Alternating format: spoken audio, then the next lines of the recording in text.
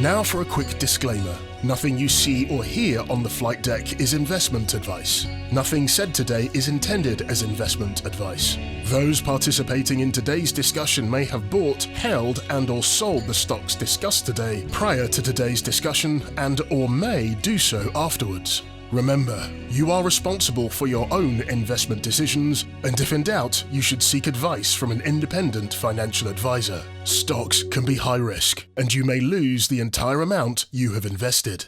Please now sit back and enjoy the flight. Hello, and welcome to the flight deck, episode 8. And joining myself, Flight, on the call tonight, we have our usual flight deck crew. We have Sporazine joining us. We have Mr. Darkon joining us. We have Alaska Gasline.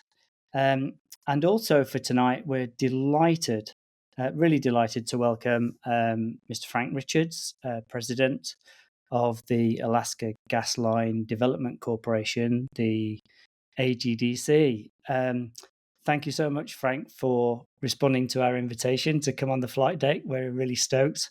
Where are you joining us from this evening? Thank you, Flight. From this evening, I'm in Anchorage, Alaska, in my office here located in Midtown with the beautiful Chugach Mountains behind me. So I'm really looking forward to the conversation. I think that what we're able to talk about and be able to talk about the future that will include this pipeline and all the renaissance that we hope will come from it for Alaska and for Alaska resource development will be just tremendous. Yeah, absolutely. And as Pantheon shareholders, we're delighted you accepted. Thanks for joining to help us understand more about the Gasline project. Perhaps we can start with an introduction, really, and a brief project overview. Frank, and something of your background, time spent with the Alaska Gasline project, and how did it come about that you joined the project? Well, thank you, Flight. My background with the Alaska Gasline Development Corporation, which is the owner of the AlaskaLNG project, really began when we were creating the organization with the Alaska State Legislature back in 2010 and ultimately receiving our initial enabling legislation in 2012. So I've been with the organization since 2012, acting in roles in terms of a project developer, senior executive vice president, then ultimately the president. But by background, I'm a civil engineer by training. So I've worked on large projects within the state of Alaska and elsewhere, moving forward across the space from power generation to oil and gas, to transportation, to large-scale mineral developments within the state of Alaska. So my background is large project development and execution. But my role here within AGDC has really been in terms of developing the projects or overseeing the management of the projects to be able to bring forward a pipeline from the North Slope of Alaska to South Central and ultimately to the Asian markets for delivery of LNG into those. The goal of working on this project, this Alaska Gasline concept, has really been around since I was, 16 years old when I started to read about this concept that they were building the Trans-Alaska Pipeline in this far-off place called Alaska. So that really sparked my interest at the time. I had relatives up here that had previously come to visit, and so I knew where Alaska was, but then to hear about this large construction effort and all the resources that are available up here, I missed out on the opportunity to work on the Trans-Alaska Pipeline, and it was my goal ultimately to be able to work on this project, which would be to commercialize those North Slope natural gas resources through a natural gas pipeline. So it's been a long-standing professional goal, and one that I'm very proud to participate in. Right back from 16, you kind of had this goal of heading up to Alaska and getting involved. That's amazing. I'm going to hand over to Sporazine, and perhaps Sporazine, do you want to just talk through the project context? Yeah, and Frank, I guess particularly for Pantheon investors that don't know too much about the the full LNG project. By any measure, this is a pretty big project. I think it's 20 million tons per annum. Where does that sort of rank in the grand scheme of things of other LNG projects in the States and in fact globally? Well, when the project was originally conceived at 20 million tons, it was probably going to be the largest project outside of maybe Qatar for development. So it was truly a world-class LNG project. It was designed based on a 3-train gas treatment plant on the North Slope of Alaska with a 3-train liquefaction facility at Tidewater in what we call Cook Inlet. That would allow for then ships to transit from Alaska waters to Asia. But the 20 million tons was really based on originally the known gas reserves out of the operating fields of Prudhoe Bay and Point Thompson. So gas is produced out of both of those fields and has been for many, many decades. And that was the basis because at the time it was a joint venture between ExxonMobil, ConocoPhillips, BP, and then AGDC representing the state of Alaska. And that was the concept that was originally started in 2014. And then ultimately, at the end of 2016, the project was handed over 100% to Alaska, the Alaska Gasline Development Corporation. Going forward, then, the basis has always been the existing fields. However, we know full well that the resources across Alaska's North Slope are truly very bountiful. And then when we were engaged with the Pantheon resources folks at Great Bear and offered up the opportunity to be able to engage and get a gas sale precedent agreement on gas volumes coming off of your new find, that just showed that there's additional resources that can be tapped into and be able to provide for gas into this project. Now I'll talk about Great Bear Pantheon and why that has been such a prime mover for us is that we are currently facing an energy shortage in the south central portion of the state of Alaska, and that's where we need to make sure that we have a source of supply to be able to make sure that we keep our power on in terms of electrical generation, but also we have home heating needs met through natural gas because that is what people have in their homes. And so the ability to be able to advance this AlaskaLNG project by moving forward with what we describe as the phase 1 of the project, which is really building the pipeline from the North Slope of Alaska directly to tie into the existing natural gas distribution systems in South Central, is our primary initial goal. And that's why having a gas sale precedent agreement with Great Bear Pantheon with a gas source that has very low carbon dioxide means that we don't have to then have an expensive treatment plant that would, again, require additional capital to build. So gas coming off of the Great Bear prospect will be very helpful in terms of execution of this project in a very near term. So our goal is advancing the pipeline project, being able to take it through front-end engineering design over the next 6 to 9 months, and then ultimately taking the final investment decision likely in 26, and then starting construction and delivery of gas to Alaskans as quickly as we can.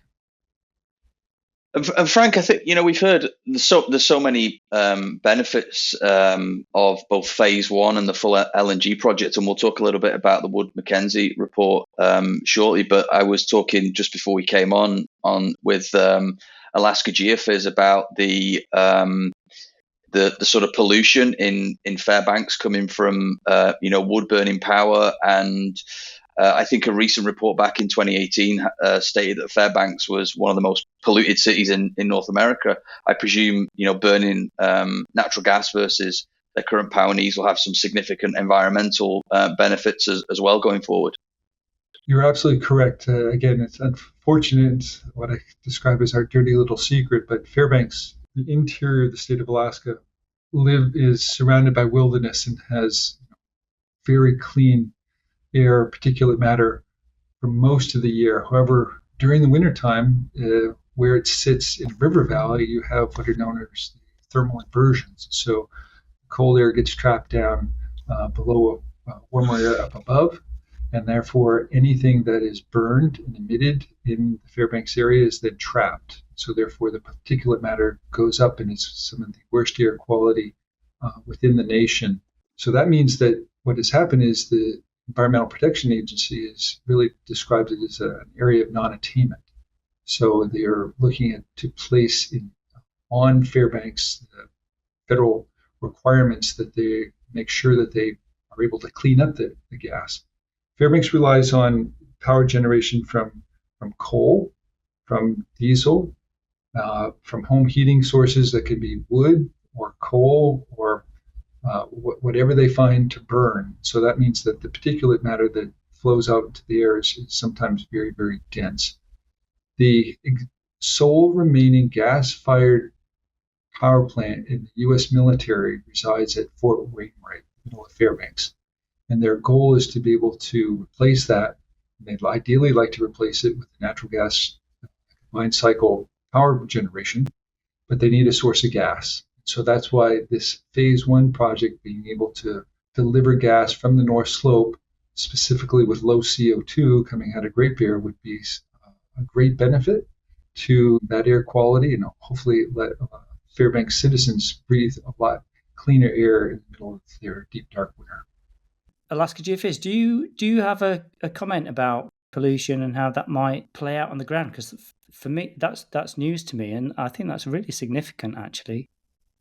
Yes, Frank's spot on about the attainment issues and the EPA and others trying to tell Fairbanks how to clean up their air.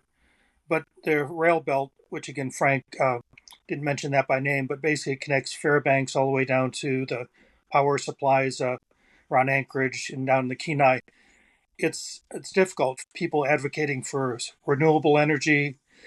There's clean coal. An advocate for more coal, but doing it in a cleaner process.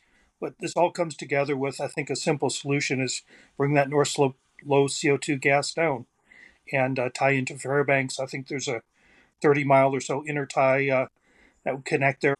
But it's a simple solution, and as we know, natural gas is very clean to burn. So you mentioned that you're anticipating FID in 2026 by AGDC. I think Pantheon, when they announced the gas sales precedent agreement, they said that the target for FID was in the middle of 2025. Would you be able to comment on what you see as the sort of issues that remain to be resolved in order to achieve FID and why it's in 2026 and not 2025? Yes, very good. So what I've been advocating for in terms of advancing this initial phase of the project is to be able to start front-end engineering and design or FEED. So every day, every week, and every month that has passed since we've been able to, till we're able to start, that means that the project final investment decision gets delayed commensurately. So ultimately, when we were talking in 2024 about the ability to do a rapid, fast feed on the pipeline to be able to get to FID, then we were looking in that 25 timeframe. But now that we're in 2025, now approaching the third month, and looking to see when we're actually going to receive any funding or backstop for funding to start the front-end engineering design, I'm just trying to be optimistic that we're likely going to be pushing that date forward into 2026. Now, that doesn't mean that there are not ways in the project development to be able to move the project as rapidly as we can. It's really going to depend on the appetite of our investors to be able to see the value of committing their capital initially and upfront, specifically in terms of ordering pipe and getting slots in pipe mills to make sure that we have pipe that will be delivered onto the right of way to be able to construct and ultimately to deliver. But it really goes back to we need to complete the front-end engineering design to bring up an updated cost estimate. This 3 cost estimate can then be used in terms of our project financing. And so is it so you're saying it's more of a funding issue, but also you'll need to get the data up to speed. It's sort of like chicken and egg problem, or how are you going to resolve those? Well, again, it comes down to funding. So having the ability to identify that we have funding or a backstop of funding. And what I mean by backstop is we've been working with a North American pipeline development company for a number of years. They see and have looked at the data sets that we have for this project. They have a clear understanding of what the project work is and what they would need to do to be able to bring it up to their standards, but also to update the cost estimates. And really, that's the key. Is we did the work originally. The cost estimates were completed in the 2016 timeframe. We did some optimization work on the overall AlaskaLNG project in 2020. And then ultimately, we've done some updated cost estimates to be able to keep up with the impacts of the cost of inflation and supply chain issues. But right now, we're pegging the initial phase one project at about $10.8 billion. That's really just the pipeline. That's pipe from the North Slope of Alaska down to South Central Alaska. But we need to validate that with updated pipe costs coming out of the mills and delivery, but also the execution costs in regards to labor and equipment that it will take to construct this first phase of the project. So the involvement of Glenfarne presumably is going to help accelerate that whole process. You're correct. So we're introducing a new player here called Glenfarne. This is an exclusivity agreement that we're currently working under right now, where we're drafting definitive project development agreements with Glenfarne to be able to come in and take on the leadership role of executing the AlaskaLNG project, one that is on the gas treatment on the North Slope, one that is on the pipeline, and one that is on the liquefaction facility. They'll have the leadership role of bringing in additional partners into those sub-projects to be able to execute those on as rapid a basis as we can. But the commitment that they will have is to be able to move this project through the front-end engineering and design with phase one as the priority project, because again, the issue of making sure that we have gas for Alaskans so we don't go cold in the dark. Frank, can I ask you a question? President Trump and Governor Dunleavy have been very vocal about trying to get this project done. My little background on supply chain is 42-inch pipe, 800 some miles. It's going to take a while to get a commitment from a company that can make that type of steel, and it's going to take a while to make it and deliver it. Can you talk us through a little bit about that, and also foreign versus U.S. steel? Is there any expectation with some of these government-backed loans about just being all U.S. steel? With this initial executive orders on day one that identified Alaska as specifically in support for the AlaskaLNG project, there's really been a shot at the arm. And then last week, when he was hosting Prime Minister Shiba from Japan, discussing a joint venture between Japan and essentially AGDC and the state of Alaska moving this project forward. Now, that's all to be determined what that ultimately means, but it means that, again, the interest that we've always had from the Asian markets is still there and still very keen. So we saw news articles from Japan, we saw news articles from Taiwan, as well as with Korea, about the opportunity to be able to come in and have gas offtake and even investment in this project. So that's all been very positive. Now, in regards to production of pipe, since we first started this project, there have been some mills that now within the United States are able to produce some of those large diameter segments, 42-inch plus. And so there are U.S. mills that can create the work product.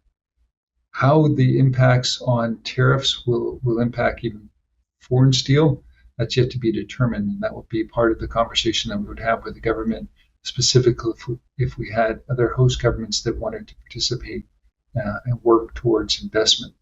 When you hear Prime Minister Yoshiba talk about a $1 trillion investment portfolio that they would like to participate in the United States, and knowing full well that the AlaskaLNG project, if it's on that list, could be a small subset of that $1 trillion, but it would go a long ways in terms of advancing the project. But ultimately, it would go a long ways in terms of helping do some of the trade imbalance that we have between the United States and Japan, which would be exceptionally positive. Now, Governor Dunleavy is very close to President Trump, and back in D.C. right now, working with the president and his executive team, looking at the opportunities of how the Trump administration can help in supporting this project going forward. One of the key federal benefits that we have as a project is what are known as loan guarantees. These are essentially where the debt financing of the project is backed by the full faith and credit of the United States. And this came about through legislation that was originally created in 2004 called the Alaska Natural Gas Pipeline Act. And the loan guarantees at that time were pegged at $18 billion. But there was an inflation adjustment factor built into that. And that now means that those loan guarantees are valued in excess of $30 billion. So that's a very positive outcome. We're asking the Trump administration to promulgate the regulations to allow those to be put in place, because that will help certainly lower the cost of debt financing, but also in terms of the ability to have the full faith and credit and back the United States for this project. Could such loan guarantees also be extended to suppliers of gas to AGDC, or is it solely for AGDC's construction of the pipeline? The description of the eligible project is for the AlaskaLNG project. You mentioned the loan guarantees, and how does that sort of work in practice? Large infrastructure projects of this nature, and we've seen on some of Glenfarne's other projects that they will obviously sign up bankable offtake, and lending will be based from syndicated lending on those offtakes. Is that still going to be the case here, backed by the federal government, or will effectively the federal government be providing the money? More the former than the latter, certainly. The debt financing structure will be put in place by Glenfarne. The loan guarantees would be the last executable financing document that would follow to make sure that the federal guarantees are providing the backstop for the subordinate debt in front of it. Understood. Yeah. And you talked about the FID schedule and the obviously the prerequisite, the front end engineering design to that. But there's obviously those offtakes themselves that are still to be certainly announced publicly. I'm sure that you're working on those. And could you maybe talk in general terms about the approach that you'll be taking to offtake both for phase 1 and phase 2? Yes, for the phase 1, the initial market will be our in-state utilities. So not only our electrical power generation, but also the natural gas distribution system owner. So those offtake agreements, again, that's part of the discussions that we at Glenfarne and those utilities are having right now. And that will be, again, for the initial volumes coming off of this project will really just be for Alaska's needs.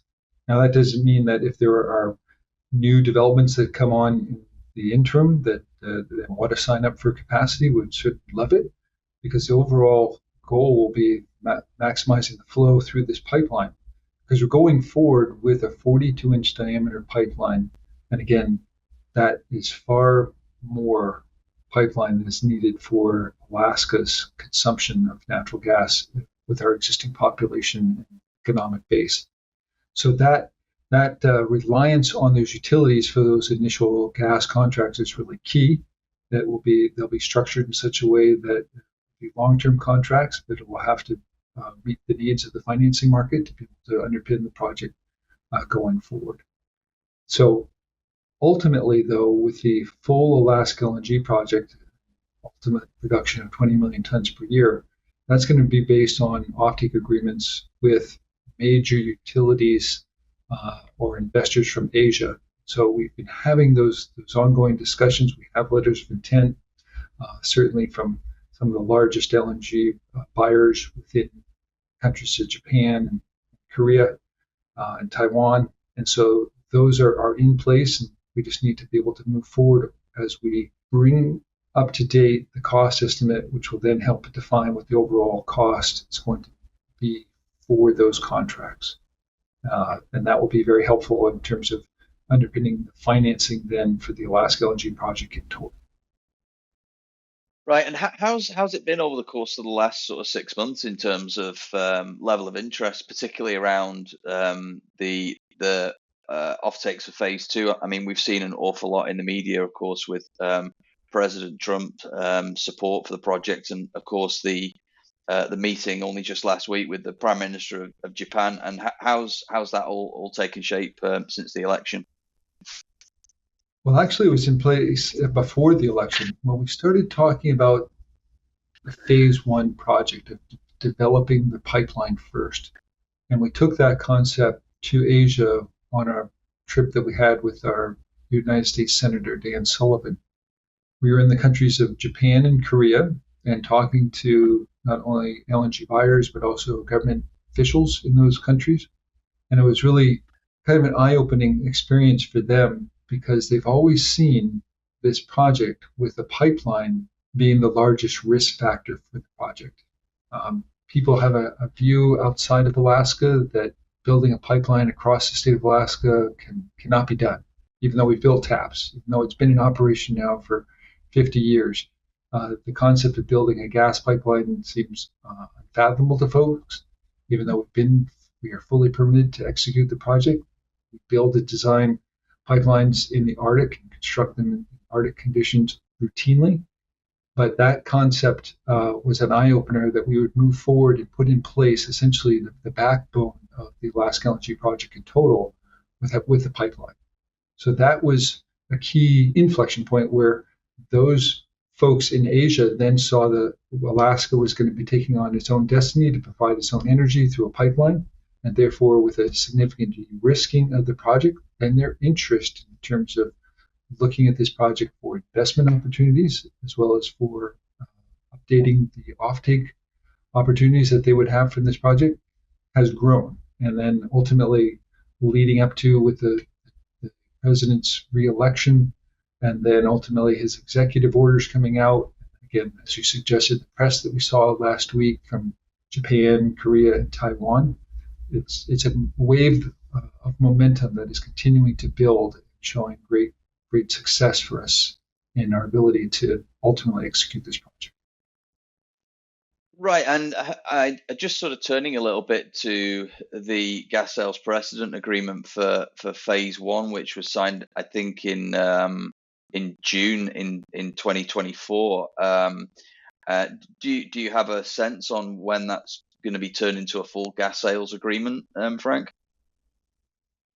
Well, we understand the work that Great Bear Pantheon is doing with their MEGRES well, and ultimately long-time flow tests will certainly help in terms of validating the supply. We have active engagements with the folks at Great Bear Pantheon about the ability to move forward. Right now the gas sale precedent agreement is set for, I believe, up to maximum 500 million standard cubic feet a day. If there's more volumes that are available coming out of the project, understand what those are and what the cost of those moving forward would be.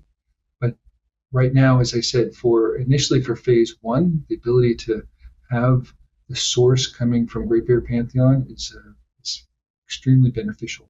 It's not only the low content of CO2, but the price that has been offered to AGDC for the sale of the gas is very helpful to keep the low cost of gas down for Alaskans. So we are actively engaged with the folks at Great Bear Pantheon. We look forward to continuing those negotiations and looking forward to the success of their additional flow tests and exploration to be able to delineate and ultimately get into production. I think in your December AGDC board meeting presentation, you shared details of Ryder Scott's analysis on the technically recoverable resources from both the Ahpun and Kodiak fields.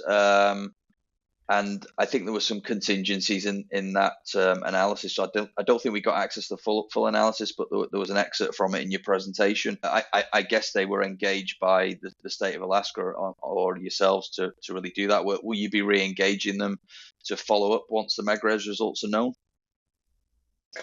Yes, so it was AGDC, or the Alaska Gasline Development Corporation, that actually hired Ryder Scott really just to do a validation of the materials that have been provided to us by Great Bear Pantheon. We just want to make sure that as we go forward that we have a clear understanding of what the resource potential may be. And then as additional information becomes available, then we'll be looking to update that information. So the existing gas sales precedent agreement is based on Pantheon's harpoon resource.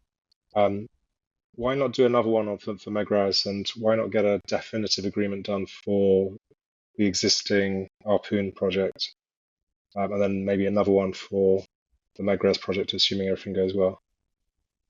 Well, ideally, we'd like to know when Great Bear Pantheon is going to be under production, and it'd be helpful to have a clear understanding of what the outcomes of those flow tests will be. So there's still more information to be provided. Yeah, we're all kind of waiting for the flow test to begin. The overarching comment that I've made on Megrez, and I've said it a few times, is ultimately physics wins, and these these zones are structurally better reservoir quality. The porosities and permeabilities are nothing like Pantheon have drilled to date, so we're very expectant. At Alaska GeoPhys, you originally looked at this prospect when you were actually part of the team at Great Bear Pantheon. Yeah, again, Megrez, they've put out press release over 2,000 foot of light oil column. Porosities, permeabilities, much similar to, conventional fields, even Prudhoe type perm and porosity potentially. And it's right next to the pipeline, right next to the road. It could be developed fairly quickly.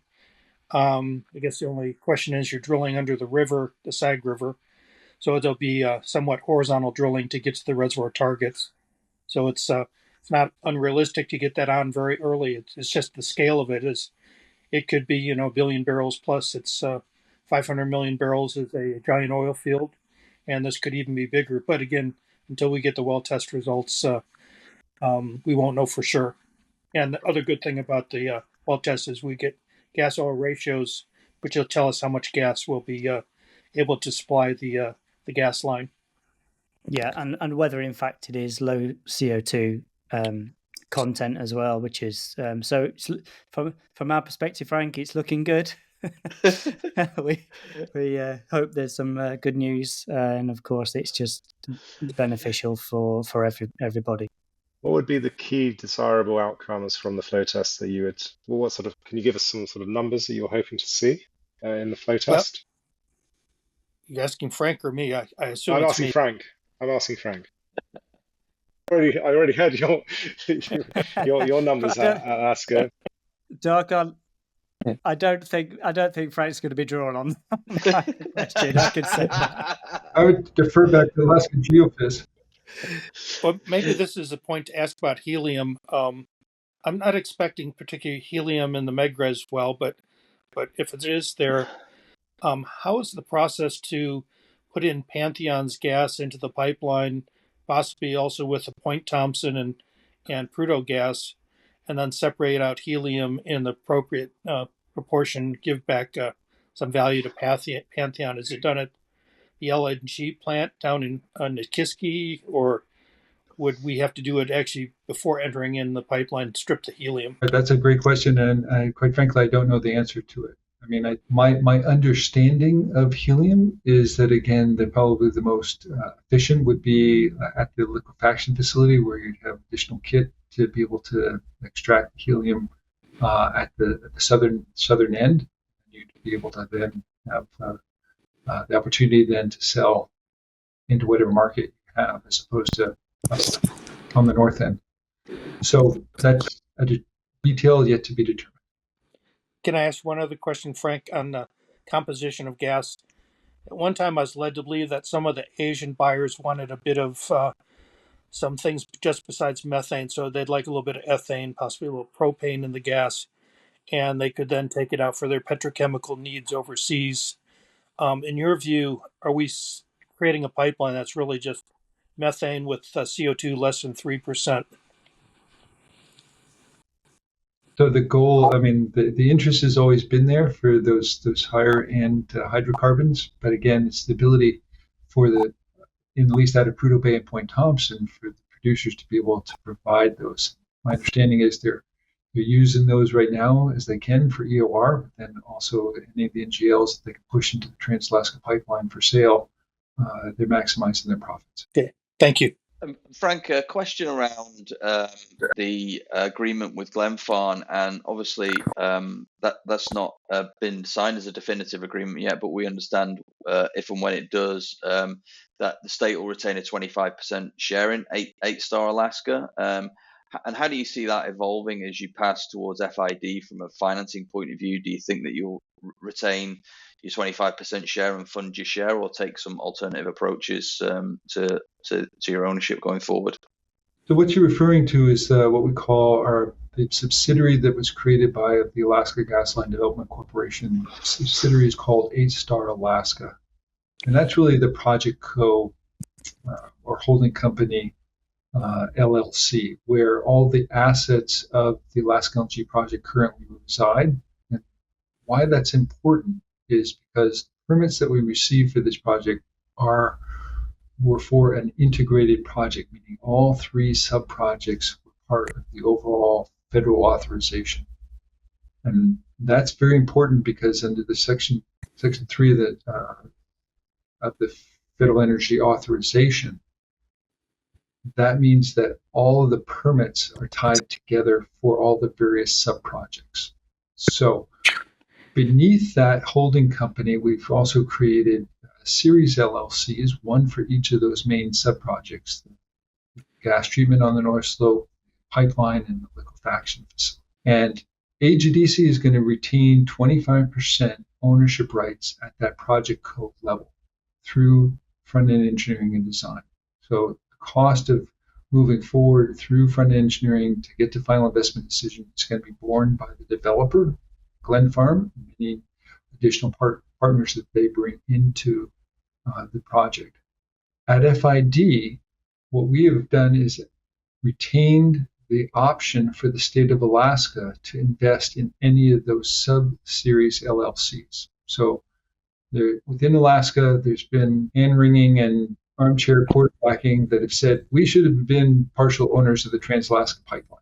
So that's been a long-standing irritation, I think, that Alaska residents or Alaska State didn't get to participate in that.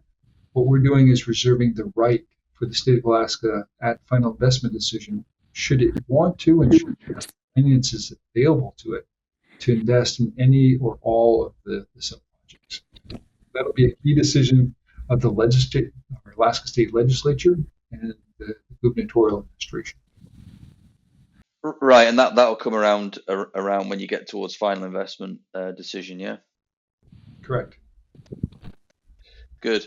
And I mean, it's been as we mentioned earlier, the last 8 months have been incredible momentum, right from the point that Pantheon signed the gas sales precedent agreement. We've obviously had the WoodMac report that showed the benefit of both phase 1 to the state of Alaska, and also how the full LNG project would bring the price of gas down. And of course, you mentioned the executive orders.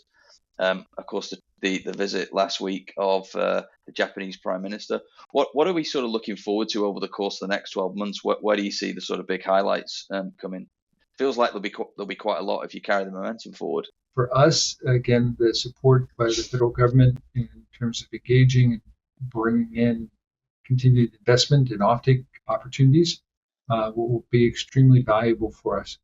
And ultimately, I think the goal is between the countries of Japan, Korea, and the United States, we have various trilateral agreements in place. Number one being the defense compact, the second one being our economic impacts.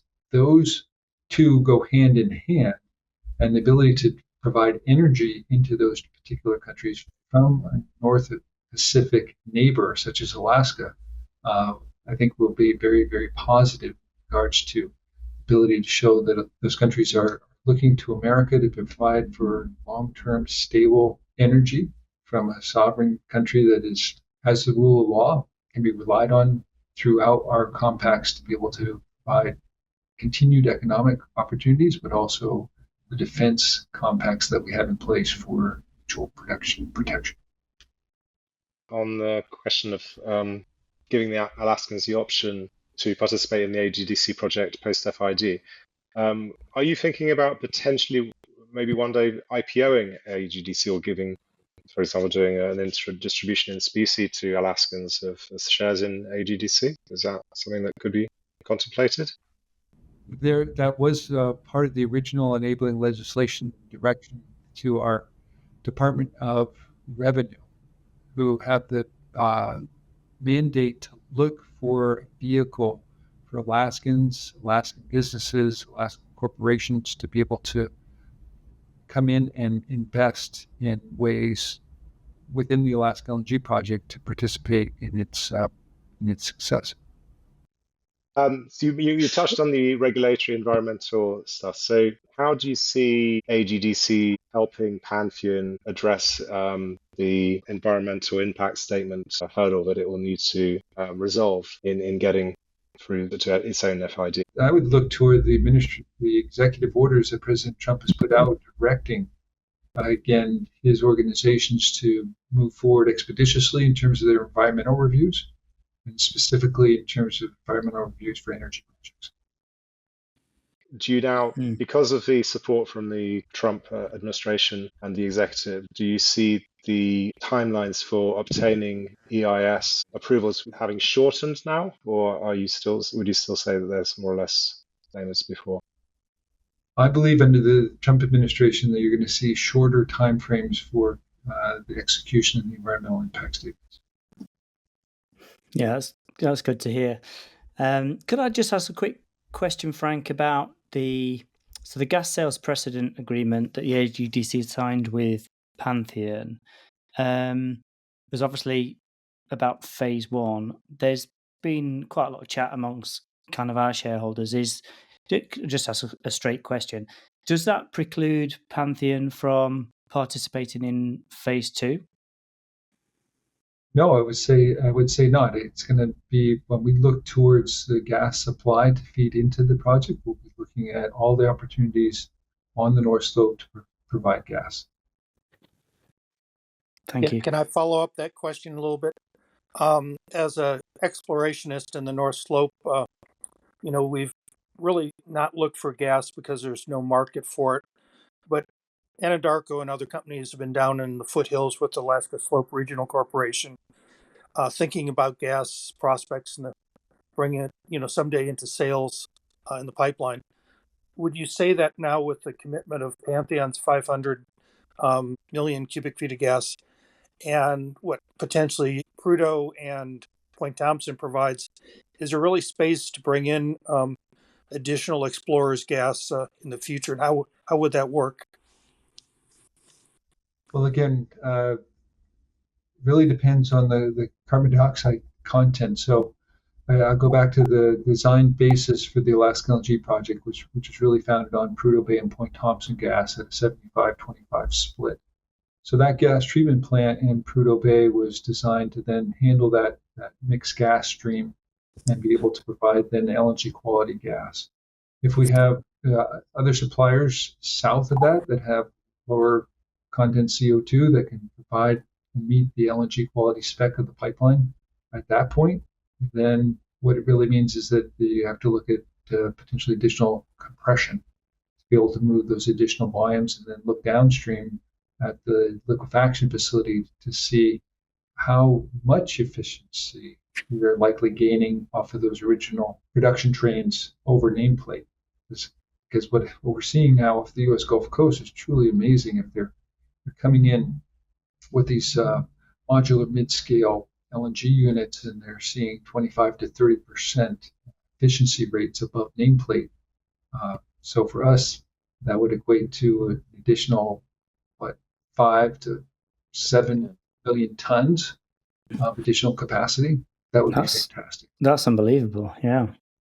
So with a 42-inch pipeline, some more compression could up the rate we could supply at Nikiski. Correct. And it was originally part of the design basis to look at those expansions, and I think we had the opportunity to add 8 additional compressor stations. Okay, thank you. Thank you, Frank. Thoroughly enjoyed this. the supply to your Asian neighbours, you could supply over 60 years of clean burning LNG. Could you just set that in context in terms of, you've already mentioned at the start of the interview, this is your life's work, and getting that across the line? I mean, what would it mean to you personally?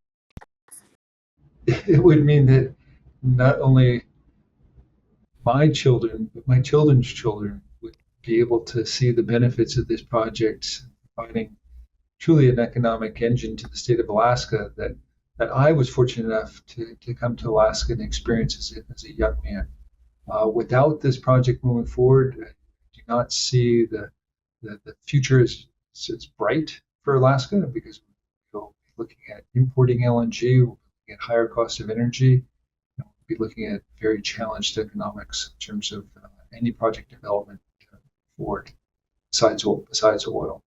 So for me, it would be meeting a life's goal, and I would be extremely proud to have been part of moving this forward and ultimately seeing it to execution.